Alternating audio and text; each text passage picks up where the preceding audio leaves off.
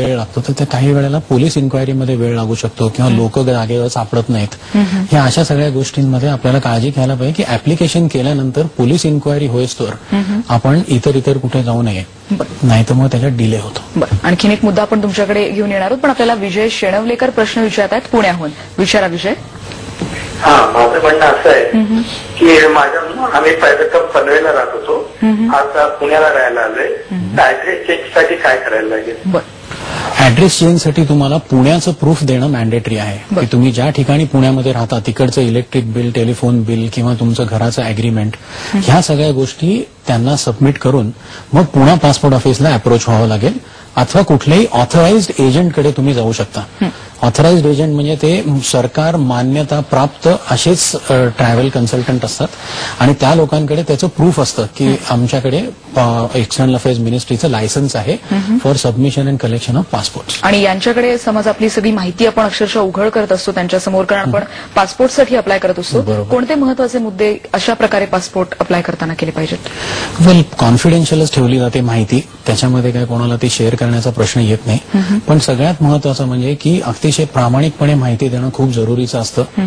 आणि जे काही समजा तुम्ही एखाद्या ठिकाणी 1 वर्षापेक्षा कमी वेळ राहताय तर डबल पोलीस इन्क्वायरी होणार असते, ह्या सगळ्या गोष्टींची नीट माहिती अगोदर एजन्सीकडे देणं खूप महत्वाचं आहे. नाहीतर मग नंतर त्याच्यातून कॉम्प्लिकेशन होतात, मग पासपोर्ट ऑफिसमधनं पत्र येतात, पासपोर्ट ऍक्ट खाली नोटिसेस येऊ शकतात. तर हे सगळं जर अवॉइड करायचं असेल तर त्यांनी दिलेला जो एक मुख्य फॉर्म असतो, पर्सनल पर्टिक्युलर्स फॉर्म, तो अतिशय व्यवस्थितपणे भरून द्यायला पाहिजे. तो जर भरून दिला तर तुम्हाला नंतर त्रास होणार नाही. बरं, आपल्याला पुढचा प्रश्न विचारतात पांडुरंग मोरे हिंगोलीहून. विचारा पांडुरंग. पांडुरंग मोरे आपल्याला प्रश्न विचारतात हिंगोलीहून. विचारा प्रश्न. त्यांचा आवाज आपल्यापर्यंत पोहोचत नाहीये. सर, थोडंसं व्हिसाकडे आपण बोलूयात. एकतर पासपोर्ट पोलीस व्हेरिफिकेशन नंतर काही दिवसांच्या वेळेमध्ये आपल्याकडे पासपोर्ट येतो. पण आता समज एखाद्या देशात आपल्याला जायचंय, खास करून आपण प्रामुख्याने विचार केला की समज आपल्याला इंग्लंड किंवा अमेरिका अशा कोणत्या देशांमध्ये जायचं असेल तर त्याच्यासाठी कोणत्या गोष्टी लक्षात ठेवायला पाहिजेत? चालेल, ते सांगण्याआधी फक्त एक लास्ट तुम्हाला पासपोर्ट बद्दल सांगतो की हल्ली पासपोर्ट हा कंपल्सरी पोस्टल व्हेरिफिकेशन नंतरच मिळतो. त्यामुळे सहसा पासपोर्ट बाय हँड तुम्हाला मिळणार नाही. तर ज्या वेळेला पासपोर्ट घरी येण्याची साधारण वेळ झालेली असते त्यावेळेला तुम्ही तिथे असणं आवश्यक आहे, नाहीतर पोस्टमन तुम्हाला पासपोर्ट देणार नाही, तो परत पाठवून देतो. तो हे एक पोस्टल व्हेरिफिकेशनचं सुद्धा लोकांनी लक्षात ठेवायला पाहिजे. आणि राहिला प्रश्न UK, US किंवा इतर जे काही सो कॉल्ड वेस्टर्न कंट्रीज आहेत की ज्याचे व्हिसा मिळवणं थोडं कठीण असतं, तर ह्या सगळ्या देशांचे व्हिसा मिळवायला वन हॅज टू फर्स्ट नीट त्यांनी प्रूव्ह करून दाखवावं लागतं की आपण व्यवस्थित खात्यापित्या घरचे लोक आहोत, आम्हाला अमेरिकेला किंवा UKला जाणं परवडत आहे, किंवा आमच्याकडे ही नोकरी आहे, हे इन्कम टॅक्स पेपर आहेत, हे इन्व्हेस्टमेंट्स आहेत आणि या कारणासाठी आम्ही परत येऊ. लाईक फॅमिली टाईज, मुलं आहेत किंवा एकटा पुरुष जातोय तर बायका पोरं घरी आहेत किंवा सगळेच जण जर जात असतील तर मग आपलं फायनान्शियल्स प्रूव्ह करणं खूप जरुरीचं असतं. बरं, सर, यामध्ये देखील काही प्रकार असतात का? जसं आपण नेहमी ऐकत असतो की टुरिस्ट व्हिसा आहे किंवा फॅमिली व्हिजिट व्हिसा आहे, त्याच्यात नेमका काय फरक असतो आणि व्हिसाचे किती प्रकार? वेल, व्हिसाज, टुरिस्ट व्हिसा म्हणजे हा प्युअरली तुम्ही टुरिझमसाठी जेव्हा जाता की जिथे तुमचं कोणी नातेवाईक वगैरे कोणी नाही, तुम्ही तुमचे फिरायला जाताय, हा टुरिस्ट व्हिसा झाला. पण एक फॅमिली व्हिजिटर व्हिसा असतो अनेक देशांमध्ये की जिथे तुमचे सख्खे नातेवाईक, हल्ली तुम्हाला माहिती आहे की जवळजवळ प्रत्येक घरामध्ये एक व्यक्ती बाहेर कुठेतरी राहत असतो, तर अशा लोकांचे नातेवाईक जेव्हा भेटायला जातात तेव्हा ते फॅमिली व्हिजिटर कॅटेगरी खाली जातात. आता ह्या लोकांना जर का व्हिसा अप्लाय करायचा असेल ह्या कॅटेगरी खाली, तर मग त्या केसमध्ये काही डॉक्युमेंट्स त्या देशातून पण मागवावे लागतात. लाईक त्यांच्या व्हिसाची कॉपी, त्यांचे स्पॉन्सरशिप पेपर्स किंवा त्यांचे बँक स्टेटमेंट, त्यांचे रेसिडेन्स प्रूफ्स, हे सुद्धा सेकंड पार्ट जो आहे तिकडचा तो खूप मॅन्डेटरी असतो. बरं, सर, आणि आता समज आपण ट्रिप प्लॅन करतो आहोत किंवा टुरिस्ट असो किंवा फॅमिली व्हिजिट व्हिसा असो, एखादी ट्रिप जेव्हा प्लॅन करायची असते तिकीट बुकिंगच्या आधी, म्हणजे आपण म्हणू शकतो की तिकीट बुकिंग आणि व्हिसा मिळणं खूप महत्वाचं असतं. ही जी मधली सगळी प्रक्रिया आहे त्याच्यामध्ये कोणते मुद्दे लक्षात ठेवले पाहिजेत? सगळ्यात महत्वाचं म्हणजे की तुम्ही trip well in advance plan करा, कारण ऍडव्हान्समध्ये प्लॅनिंग केल्याने तुम्हाला चांगल्या दरात तिकीटं मिळू शकतात. किंवा व्हिसा प्रोसेसिंग टाइम्स हे अनेक देशाचे वेगवेगळे असतात, म्हणजे 3 वर्किंग डेज पासून ते 1.5 महिन्यापर्यंत व्हिसाला वेळ लागू शकतो. तर काही देश आहेत लाईक ऑस्ट्रेलिया वगैरे, त्यांना तिकडे 3 महिन्यापेक्षा जास्त राहायचं असेल तर मॅन्डेटरी मेडिकल टेस्ट असतात त्यांच्या पॅनल डॉक्टर्सकडनं. त्यामुळे ऍडव्हान्समध्ये ऍप्लिकेशन करून प्लॅन करून व्यवस्थित पुढे जाणं हे खूप गरजेचं असतं. बरोबर आहे. आणखीन आपण प्रश्न जाणून घेणार आहोत. आपल्याला पुढचा प्रश्न विचारतात सुनील कोचळे बोरिवलीहून. विचारा सुनील. नमस्कार. नमस्कार. सुनील कोचळे बोलतो बोरिवलीवरून. माझा प्रश्न एकदम साधा आहे की आपल्याला जो पासपोर्ट मिळतो भारतीय सरकारकडून, तो एक सरकारी डॉक्युमेंट असतं, बरोबर? तर या डॉक्युमेंटवर स्टिकर चिटकवणं किंवा स्टेपल करणं हे माझ्या हिशोबाने कायद्याने गुन्हा असेल असावा. ओके.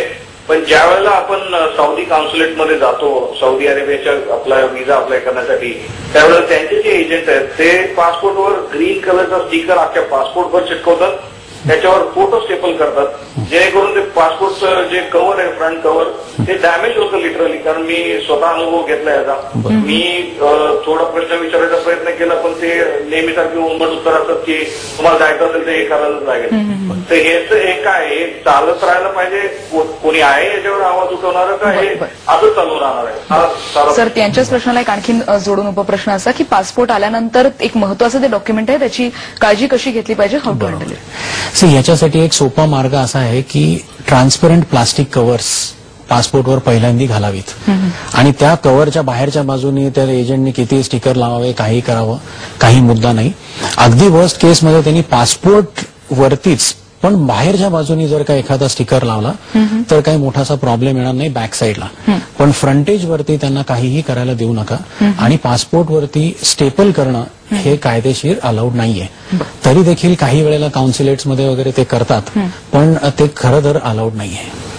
आपल्याला पुढचा प्रश्न विचारतात सय्यद फरहान औरंगाबादहून. विचारा प्रश्न.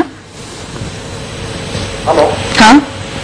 हाँ, मतलब मेरा पासपोर्ट गुम हो चुका है, काम के सेवा में बनाया है जी, लेकिन मेरे को उसमें पैसे की जरूरत पड़ गई है, तो इसके लिए क्या करना पड़ेगा? त्यांच्या प्रश्नावरून एवढंच कळते की त्यांचा पासपोर्ट हरवलेला आहे.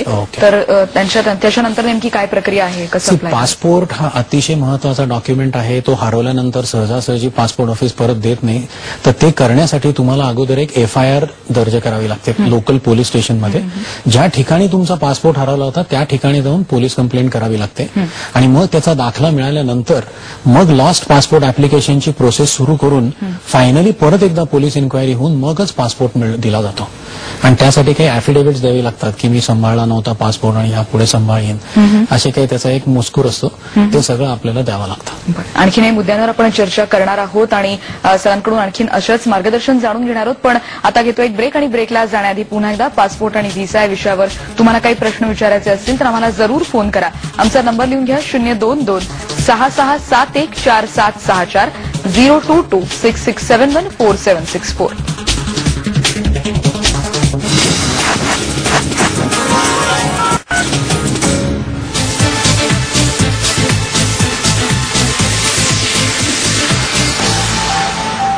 टप्प्यामध्ये तुमचं पुन्हा एकदा स्वागत. आपल्याला हेमंत मोहरे प्रश्न विचारतात पुण्याहून. विचारा हेमंत. नमस्कार, माझं नाव हेमंत मोहरील आहे, पुण्याहून बोलतोय. माझा प्रश्न असा आहे की जर अशी काही प्रोसिजर फास्ट ट्रॅक प्रोसिजर काही आहे का? तत्काळ व्हिसा किंवा असं काही? दुसरा प्रश्न असा होता की याला क्वालिफिकेशन सर्टिफिकेट काही लागतात का पासपोर्ट काढायला? हल्ली पासपोर्ट ऑफिसमध्ये ऑफिशियली तत्काल स्कीम आहे, याच्यामध्ये तुम्हाला लवकर पासपोर्ट मिळू शकतो. मात्र नवीन पासपोर्ट काढताना तत्काल स्कीम मध्ये जरी ऍप्लिकेशन केलं तरी it is subject to police report. त्यामुळे पॉझिटिव्ह पोलीस रिपोर्ट आला की त्यानंतर आपण तत्कालमध्ये ऍडिशनल पैसे भरून प्रायोरिटीवर पासपोर्ट लवकर काढून घेऊ शकतो. आणि अशा वेळेला किती रुपये ऍडिशनल भरावे लागतात? 1000 रुपयापासून 1500 रुपयापर्यंत depending on the number of days तुम्हाला अर्जन्सी आहे त्याच्यावरती आहे.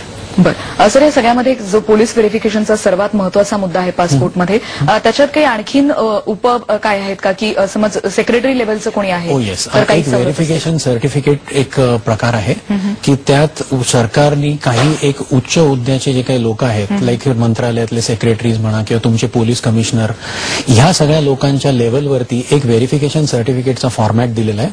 ते व्हेरिफिकेशन सर्टिफिकेटवर जर का त्यांनी सही शिक्का दिला मग ते ऍक्च्युली तुमच्यासाठी वाउच करतात की मी यांना ओळखतो आणि यांना पासपोर्ट विदाऊट इन्क्वायरी द्यावा. ते जर मिळालं तर तुम्ही डायरेक्टली अक्रॉस द काउंटर जाऊन तत्कालमध्ये 7 दिवसात सुद्धा पासपोर्ट अप्लाय करू शकता. आपल्याला पुढचा प्रश्न विचारतात प्रेम श्रीवास्तव वडाळ्याहून. विचारा प्रश्न. हॅलो, माझं नाव प्रेम श्रीवास्तव.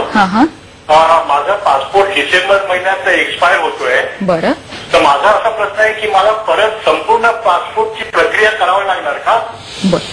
सगळ्यात महत्वाचं म्हणजे रिन्युअल ऑफ पासपोर्ट ही जवळजवळ नवीन पासपोर्टचीच प्रोसिजर असते. मात्र त्याला आपला एज प्रूफचा दाखला द्यावा लागत नाही, पण स्टे प्रूफचा दाखला हा द्यावाच लागतो.